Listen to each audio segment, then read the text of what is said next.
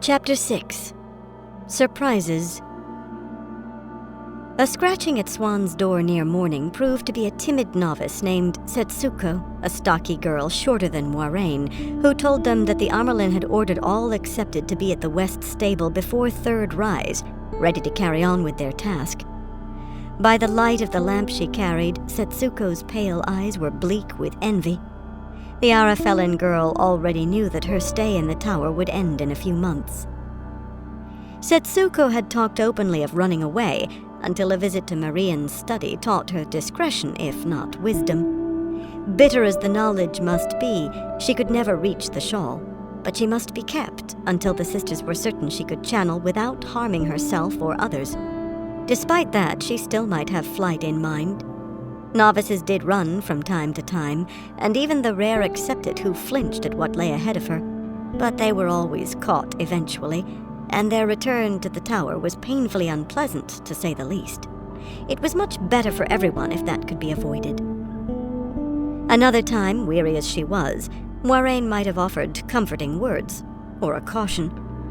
This morning, however, the gong for first rise had already sounded, and it was no more than half an hour to second.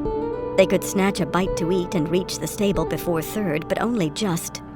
Yawning, Moiraine gave Swan a last hug and hurried out into the darkness, wrapped in her blanket, before Setsuko reached the next door and began scratching, trying to wake Shiriam. The child would have to do better. Shiriam slept like the dead. Half a dozen novices carrying lamps were tapping at other doors, ghostly images in the night. At hers, a very tall girl with golden hair spilling down her back offered a sulky curtsy when Moiraine dismissed her. Lysandra would be allowed to test for accepted, but only if her sulkiness could be cured. Likely it would be. When the tower saw a fault in one of its students, that fault usually was cured, one way or another. She washed and dressed hastily, barely taking time to scrub her teeth with salt and soda and brush her hair into some semblance of order. Yet when she reached the gallery with her scrip hanging beneath the edge of her cloak, the darkness was definitely gray. Swan was already outside, cloaked and ready, talking to a visibly chafing, flame-haired Shiriam, and other accepted were already scurrying to breakfast. "Shiriam says the Aiel really are retreating, Moiraine," Swan said excitedly, hitching her scrip on her shoulder.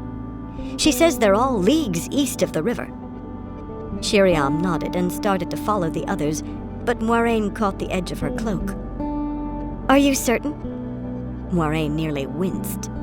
Had she been less tired, she would have used greater care choosing her words. You learned nothing if you put someone's back up to start. Luckily, the slim accepted had none of the temper that her hair and her tilted green eyes might have indicated. She merely sighed and looked longingly toward the door leading from the gallery. "I had it first from a guardsman who had it from a Shienaran soldier, a courier, but later I was told the same by Serafella, by Rima, and by Janet. One sister may be mistaken, but when three tell you something, you may be sure they have the right of it." She was an enjoyable companion to pass an evening with, yet she did have a way of making casual statements sound like lectures. "Why are you two grinning like fools?" she demanded suddenly. "I didn't know I was grinning," Swan replied, schooling her features. She still looked eager, rising up on her toes as though to run. "Is not a chance to ride in the countryside worth grinning over?" Moiraine asked. Now, perhaps, they could convince their escort to take them to the camps closest to Dragonmount. She was unsure exactly when she had adopted Swan's view, yet it was her own now. They would find him first. Somehow they would. Grin? She could have laughed aloud and danced. "Sometimes you two are passing strange," Shiriam said. "I'm saddle-sore near to hobbling myself. Well, you can stand here and talk if you wish. I want my breakfast." But as she turned to go, she stopped dead and exhaled in shock. Marian had come onto the gallery in the fading darkness, her vine-woven shawl draped over her arms so the blue fringe almost brushed the floor. She attracted a good many stares from the accepted. Sisters seldom wore their shawls inside the tower except for official occasions. An appearance here by the mistress of novices wearing hers meant someone was in very deep trouble. or else being summoned for testing. A few of the women lingered on the gallery hopefully, while a handful sped off as fast as they could short of running, no doubt propelled by guilty consciences. They should have known better. All they achieved was to have Maria note them with a glance, and she would dig until she discovered what they felt guilt about. In Kyrian, a gooseherd would have known as much. She paid them no heed now, however, as she glided calmly along the gallery, the accepted she passed rising from their curtsies with regret painting their faces. Shiriam was one of those who lingered, and it was in front of her, Swan, and Moiraine that Marian stopped. Moiraine's heart fluttered, and she struggled to breathe evenly as she curtsied. She struggled just to breathe in the first place. Maybe Swan had been right. Well, she was right, in point of fact. When Marian said an accepted might test soon, it always came within the month. But she was not ready. Swan's face shone with eagerness, of course, her eyes bright. Shiriam's lips were parted in hopeful anticipation. Light, every last accepted must think herself more ready than Moiraine Damodred did. "You'll be late if you don't hurry, child," the Blue Sister told Shiriam sharply. And surprisingly, Marian was never sharp, even when there was punishment in the offing. When she lectured on your misdeeds while applying switch or strap or the hated slipper, her voice was merely firm. As the fire-haired woman darted away, the Mistress of Novices focused her attention on Swan and Moiraine. Moiraine thought her heart would pound its way through her ribs. Not yet. Light, please, not yet. "I've spoken with the Amerlin, Moiraine, and she agrees with me that you must be in shock. The other accepted will have to make do without you today." Marian's mouth tightened for an instant before serenity returned to her face. Her voice remained a needle, though. "I'd have kept you all in, but people will cooperate better with initiates of the Tower than with clerks, even White Tower clerks, and the sisters would be up in arms if they were asked to do the task. The mother was right about that much." Light. She must have argued with Tamra to be upset enough to say all of that to accept it. No wonder she was being sharp. Relief welled up in Moiraine that she was not to be whisked off and tested for the shawl immediately, yet it could not compete with disappointment. They could reach the camps around Dragonmount today. Well, one of the camps at least. They could. "Please, Marian, The sister raised one finger. That was her warning not to argue, and however kind and gentle she was in the general course of things, she never gave a second. Moiraine closed her mouth promptly. "You shouldn't be left to brood," Marian went on. Smooth face or no, the way she shifted her shawl to her shoulders spoke of irritation. "Some of the girls' writing is like chicken scratches." Yes, she was definitely upset. When she had any criticism, however slight, it was delivered to the target of it and no one else. The mother agreed that you can copy out the lists that are near unreadable. You have a clear hand. A bit overflowery, but clear. Moiraine tried desperately to think of something to say that the sister would not take for argument, but nothing came. How was she to escape? "That's a very good idea, Moiraine," Swan said, and Moiraine gaped at her friend in amazement. Her friend! But Swan went merrily ahead with betrayal. "She didn't sleep a wink last night, Marian. No more than an hour at most, anyway. I don't think she's safe to go riding. She'll fall off inside a mile." "Swan said that." "I'm glad you concur with my decision, Swan," Marian said dryly. Moiraine would have blushed to have that tone directed at her, yet Swan was made of sterner material, meeting the sister's raised eyebrow with an open-eyed smile of innocence. "She shouldn't be left alone, either, so you can help her. You have a good, clear hand yourself."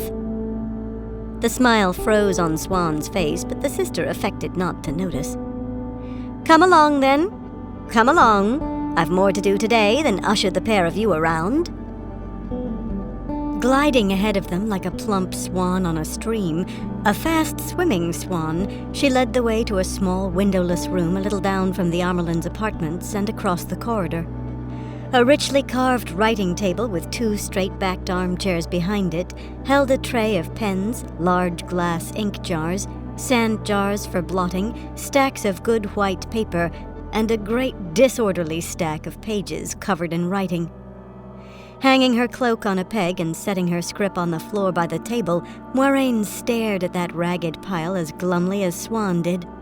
At least there was a fireplace, and a fire going on the narrow hearth. The room was warm, compared to the corridors. Much warmer than a ride in the snow. There was that. "Once you've finished breakfast," Mirian said, "come back here and set to work.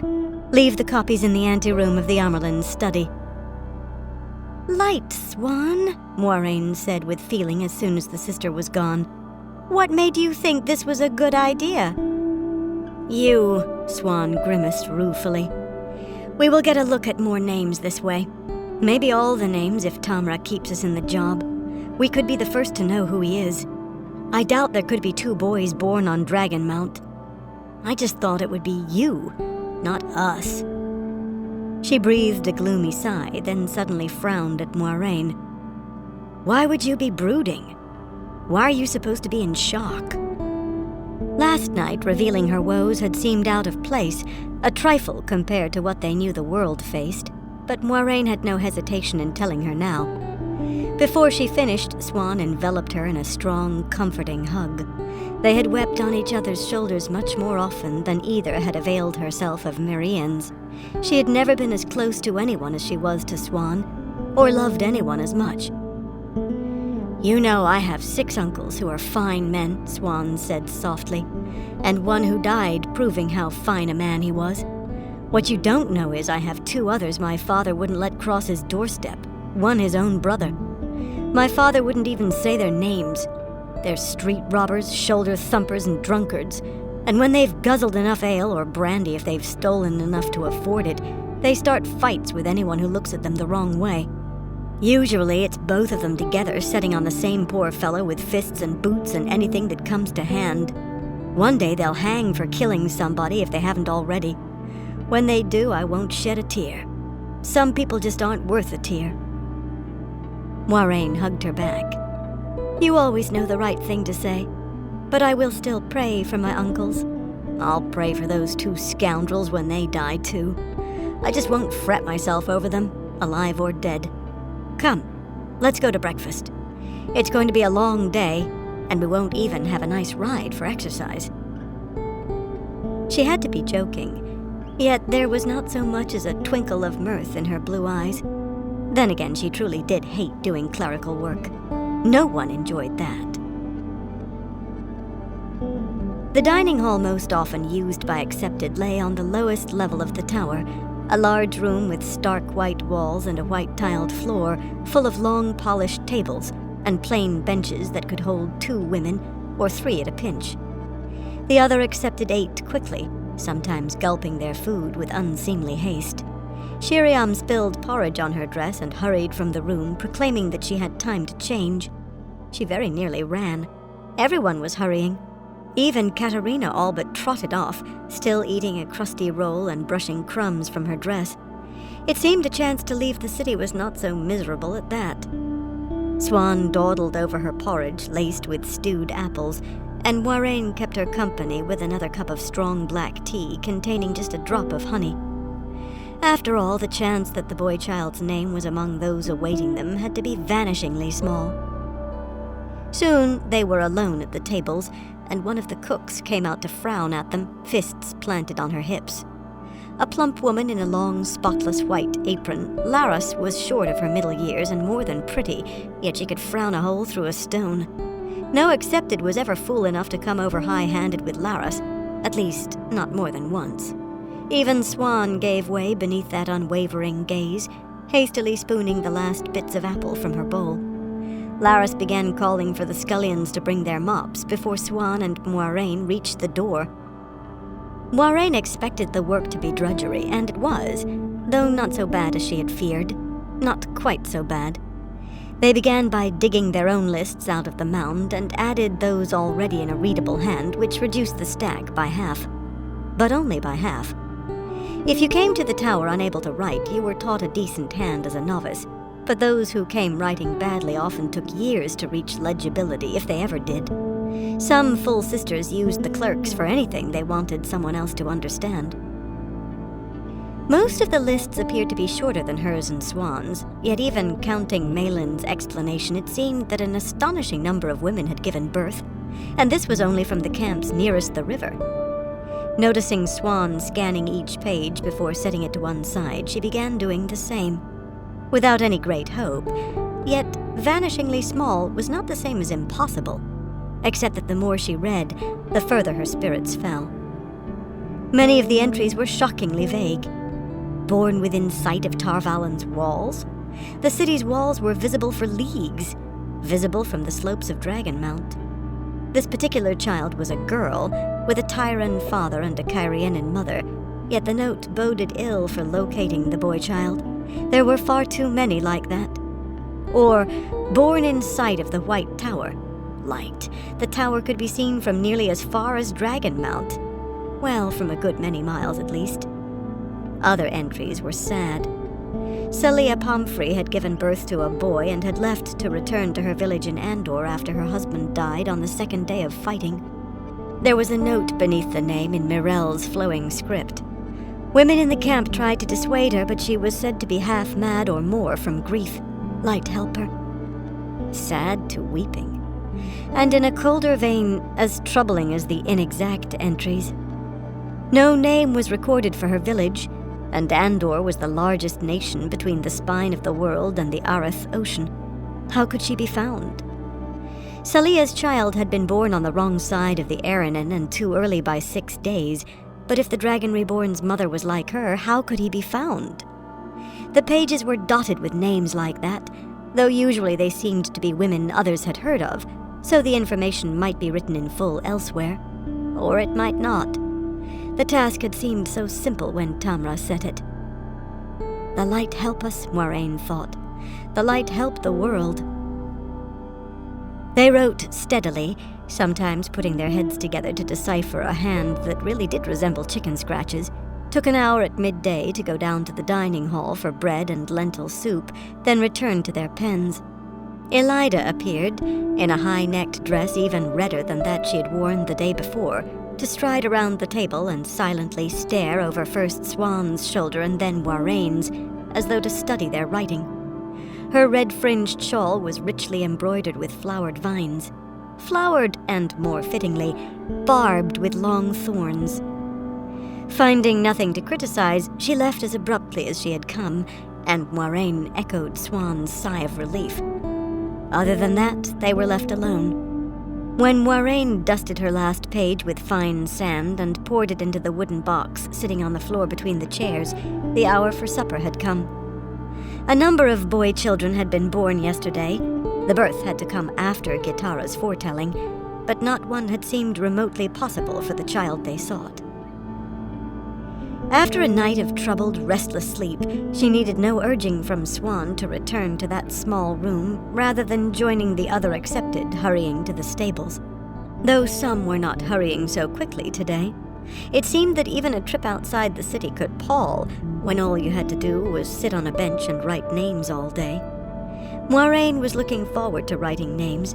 No one had told them not to, after all, and they had been wakened by the sounds of the other women getting ready, not by a novice bringing orders to ride out with the rest. As Swan often said, it was easier to ask forgiveness than permission, though the tower was rather short on forgiveness for accepted. Yesterday's gleanings were waiting on the table, an untidy stack as tall as the first had been. While they were sorting out the readable lists, 2 clerks walked in and stopped in surprise.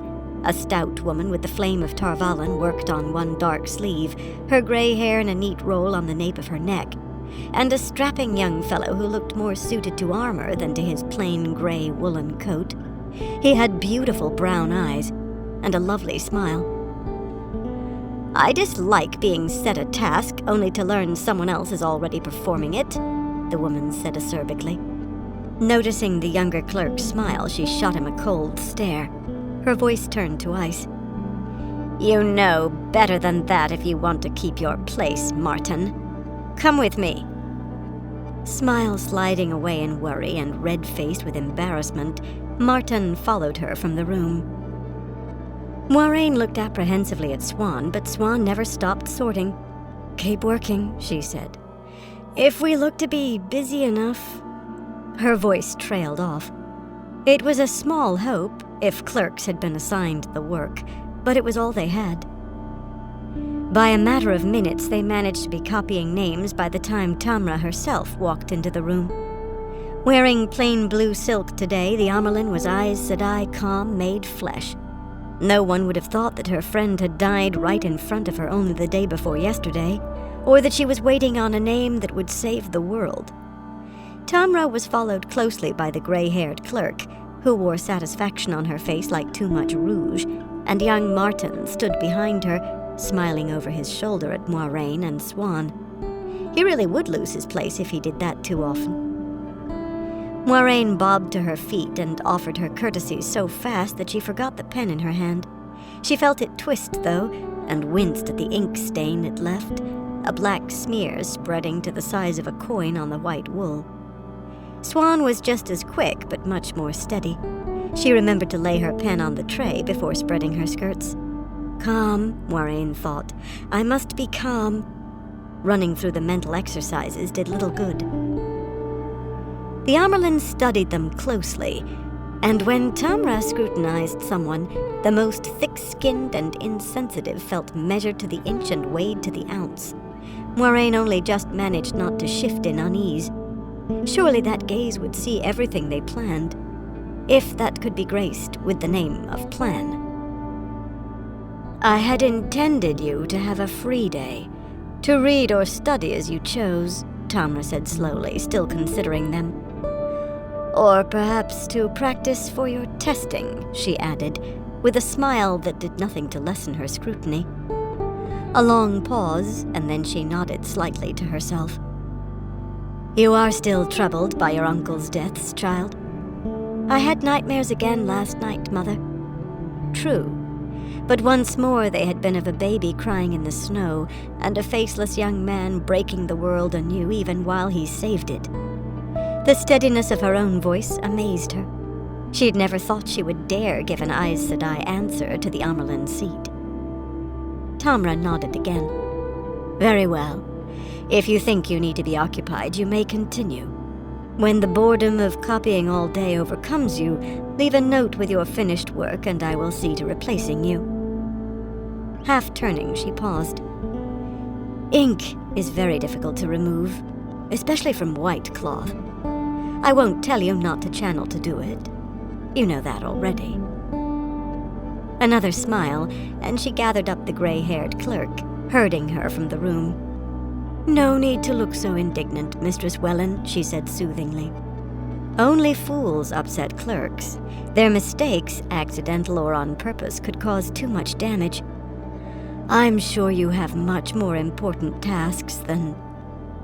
Her voice faded to a receding murmur in the corridor. Moiraine lifted her skirt to look at the stain. It had spread to the size of a large coin.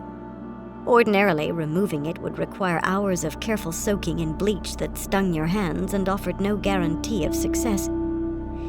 She just told me to use the power to clean my dress, she said wonderingly.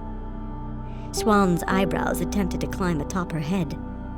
Don't talk nonsense. I heard her as well as you, and she said nothing of the sort. You have to listen to what people mean as well as what they say, Swan.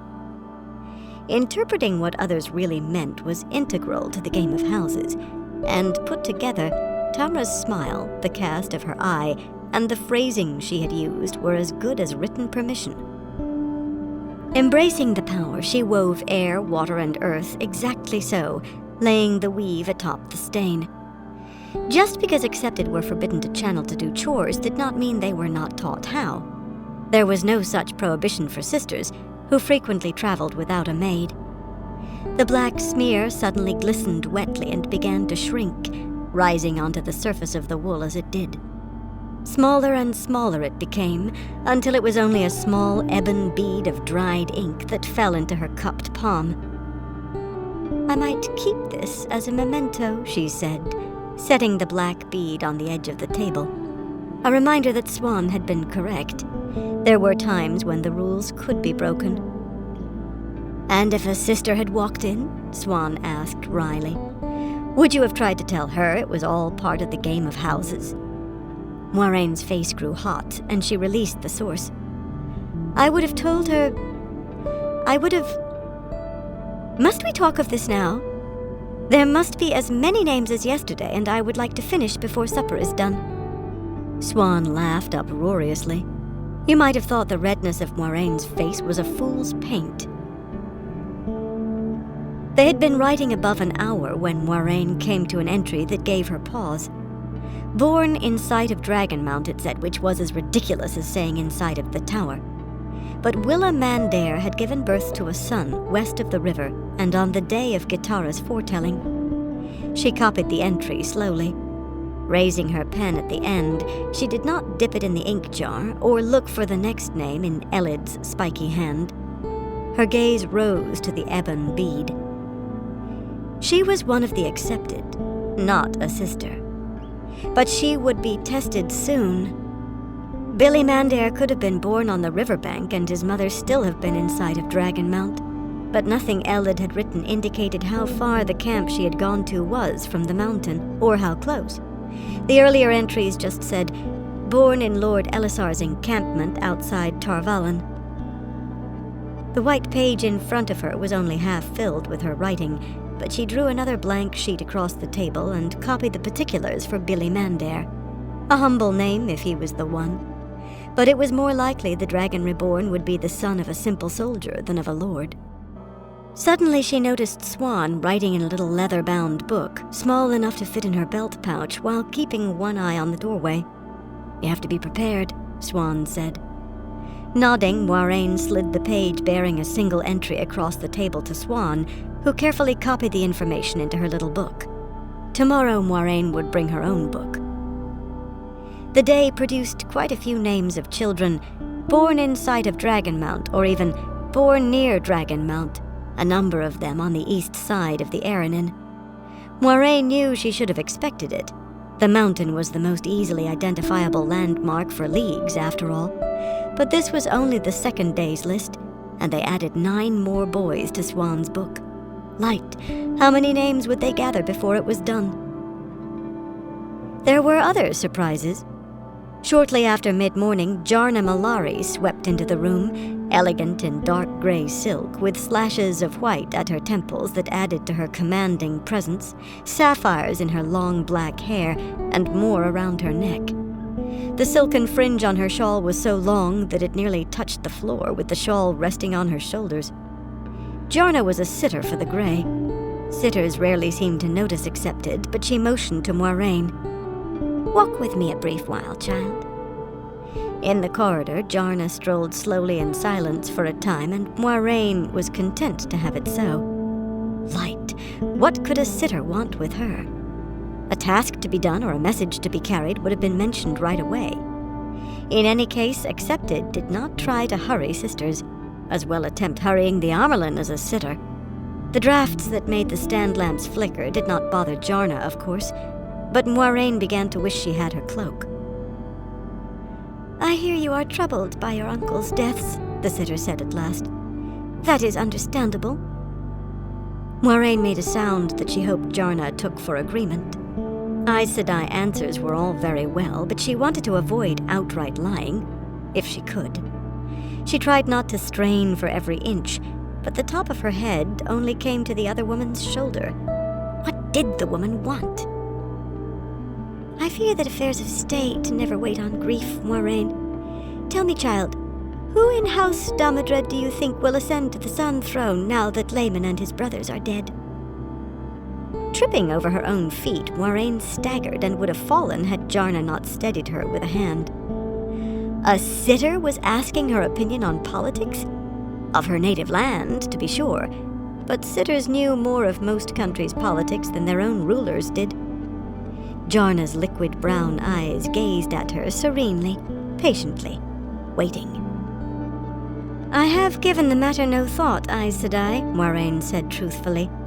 I think perhaps the Sun Throne will pass to another house, but I cannot say which. Perhaps, Jarna murmured, half lidding her eyes for the space of the word. House Damodred has acquired an ill reputation that Laemon only made worse. Moiraine frowned before she could stop herself, and hurriedly smoothed away the lines, hoping that Jarna had not noticed. It was true. Her father had been alone among his generation in lacking a dark character, men and women alike. The preceding generations had been nearly as bad, when not worse. The deeds done by House Damodred had blackened the name, but she did not like hearing anyone say it. "Your half-brother Taringale is denied by his marriage to the Queen of Andor," Jarna went on. "A ridiculous law, but he cannot change it unless he is king, and he cannot become king until it is changed. What of your elder sisters? Are they not well thought of? The taint seems largely to have skipped your generation." "Well thought of, but not for the throne," Moiraine replied. "And Vair cares for nothing except horses and hawking. And no one would trust her temper, far worse than Moiraine's had ever been, on the Sun Throne. But that was something she would say only to Swan. And if Inloine gained the throne, everyone knows affairs of state would come a poor second at best to playing with her children. Likely because, in playing with her children, she had forgotten all about the affairs of state. Inloine was a warm and loving mother, but the truth was she was not terribly bright, although very stubborn, a dangerous combination in a ruler. No one will support either for the throne, Aes Sedai, even within House Damodred." Jarna peered down into Moiraine's eyes for a long moment, reminding her uncomfortably of Malin saying she could not read thoughts. There was nothing for it but to meet that gaze with patience and apparent openness, as well as a fervent hope that Malin had not found a way around the 3 oaths. "I see," Jarna said finally. "You may return to your work, child." "What did she want?" Swan asked when Moiraine returned to the room. "I am not sure," she said slowly, taking up her pen. That was the first lie she had ever told Swan. She was all too afraid that she knew exactly what Jarna wanted. By the time they laid the completed copies on the rose-carved writing table that had been Gitara's in the spacious anteroom to the Amerlin's study, 6 more sitters had come to take Moiraine aside. 1 from each Adja, all with very much the same questions. Tsutama Wrath, beautiful and hard-eyed enough to make Moiraine flinch, put it to her directly. "Have you never thought," Tsutama said casually, toying with the red fringe of her shawl, "of being Queen of Cairhien yourself?" Thus she gained another nightmare to join the babe in the snow and the faceless man. She sat on the sun throne wearing the shawl of an Aes Sedai, and in the streets outside the mobs were destroying the city. No Aes Sedai had been a queen in over 1,000 years, and even before that, the few who admitted it openly had fared badly. But if that was the goal of the Hall of the Tower, how could she forestall it? Only by fleeing the tower as soon as she did gain the shawl and staying away until matters resolved themselves in Cairhien. She spent most of that sleepless night praying to be tested soon. Even tomorrow would not be too soon. Light, she was not ready, but she had to escape. Somehow.